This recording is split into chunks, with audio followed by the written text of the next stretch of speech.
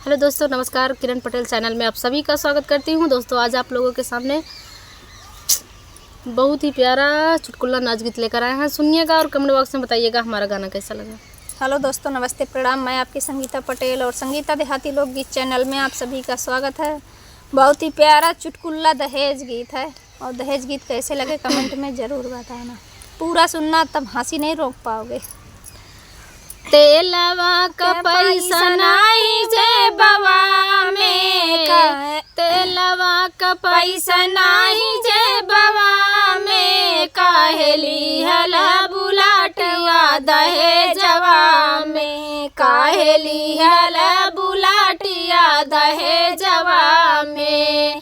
तेलवा का पैसा नाही जेबवा में, काहेली हला बुलाटिया दहेजवा में, काहेली हला बुलाटिया दहेजवा में। घर ही मेरा रानी दीनवा रातिया, घर ही मेरा रानी दीनवा रातिया, सारा पैसा चूस ली फैशन में, काहेली हला बुलाटिया दहेजवा में, काहेली हला बुलाटिया दहेजवा में। तेलवा का पैसा नहीं जेबवा में, काहेली हला बुलाटिया दहेजवा में, काहेली हला बुलाटिया दहेजवा में।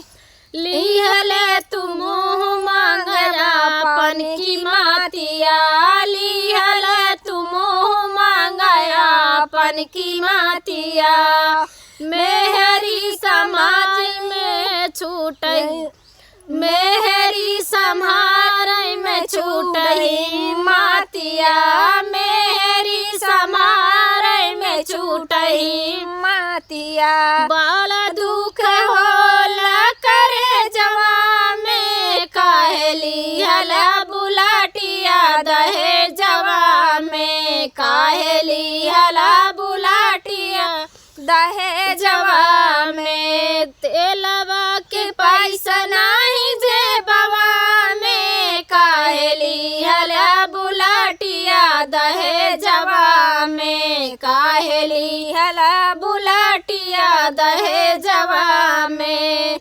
नया नया कपड़ा तू धारू रानी गिन के, नया नया कपड़ा तू धारू रानी गिन के, ससुर में की रानी शूटिंग फिल्म के, ससुर में की रानी शूटिंग फिल्म के। मातल बाटू रानी गुमानवा में, काहेली हला बुलाटिया दहेजवा में, काहेली हला बुलाटिया दहेजवा में।